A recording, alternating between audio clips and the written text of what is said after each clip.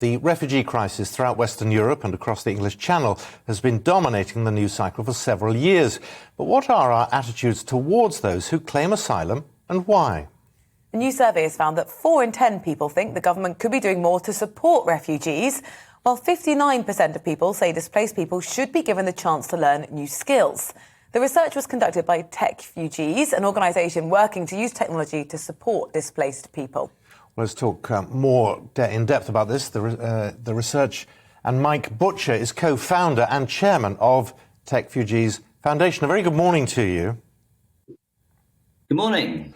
And it's fair to say what we're focusing on here are those genuine asylum seekers who, for whatever reason, are legitimately trying to start a new life in this country, and it's about the help that they should receive.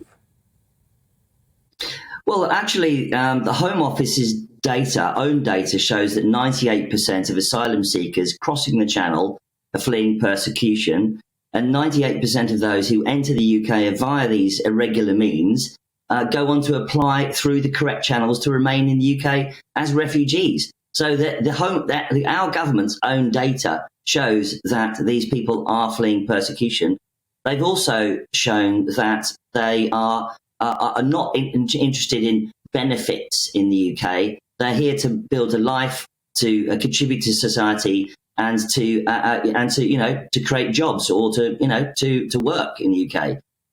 4 in 10 of Britons think the UK government should do more to support refugees, and almost 60% welcome the opportunity for refugees to learn new skills. So that's our survey of over 2,000 people in the UK. Do we have the right infrastructure in the UK so that when people do arrive, they are given the right support so they can ultimately thrive and become a person who's really contributing to society? Well, that's a good question. I think that Britain is a very developed country. It's 5th or 6th in the world in terms of its economy. It's a very wealthy country. France and Germany have taken far more refugees than we have. Germany famously took in 1 million refugees and didn't seem to take a hit to its economy. It's doing perfectly well. It's an advanced nation. We're an advanced nation. I don't really see any reason why this couldn't work.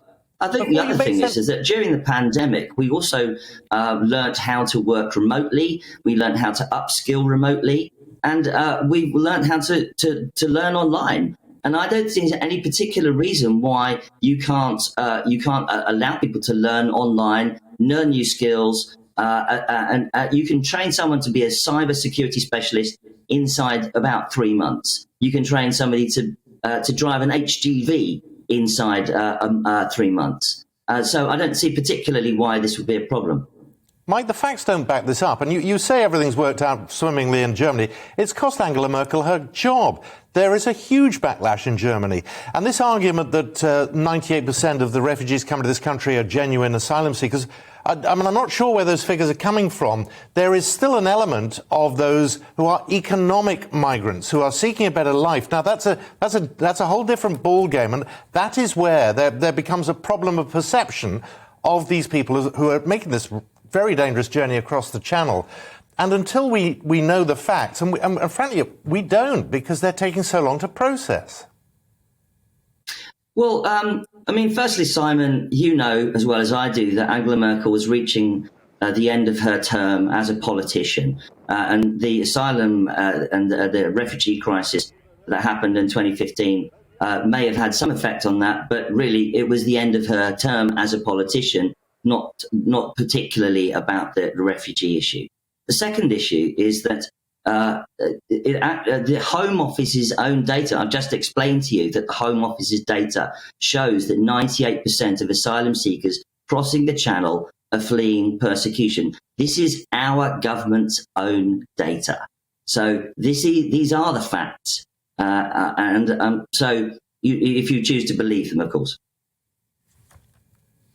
Well, there are a couple of things there, aren't there? Whenever you see the pictures of these boats coming across the English Channel, they are predominantly young men. They do not all come from areas where their lives are at risk. And then you've got the added issue of what on earth are they doing? They get to France. They've already crossed into the EU, they're then coming to the UK. So what is their motivation from leaving? What is a safe country to come to the UK? I mean, the facts don't match up, certainly perceptions. Now, your argument is, well, the Home Office have issued the figures. I mean, this is such a mess. The Home Office has made such a mess of this that one wonders who to believe on this. Yeah, obviously, I know it does seem quite confusing, and often I think that it does make quite good media stories. You know, people crossing on boats.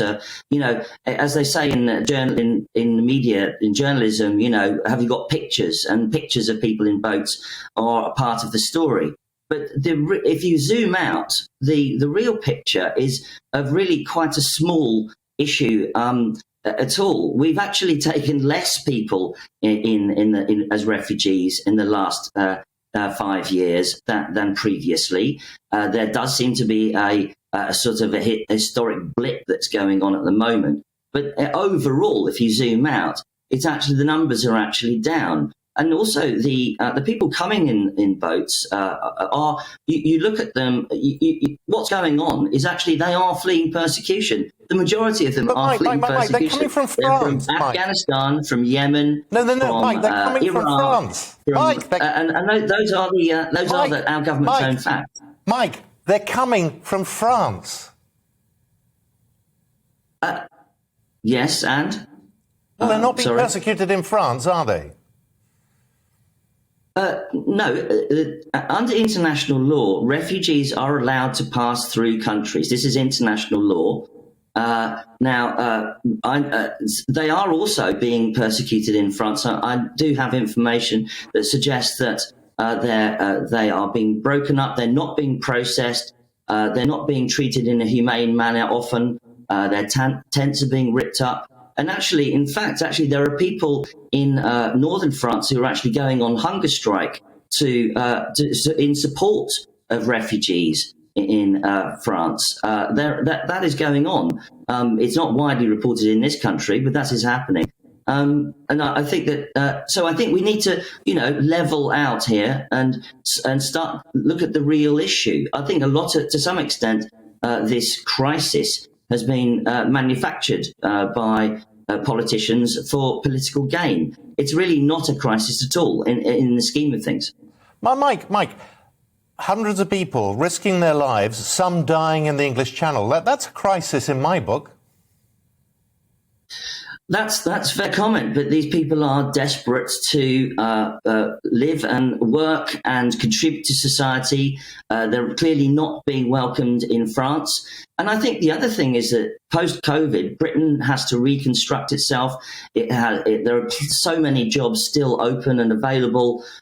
We are able to reskill our society. We're trying to level up our society. We're trying to get as many people to come and work in the UK as possible. We need HGV drivers, we need cybersecurity specialists, we need nurses, we need doctors.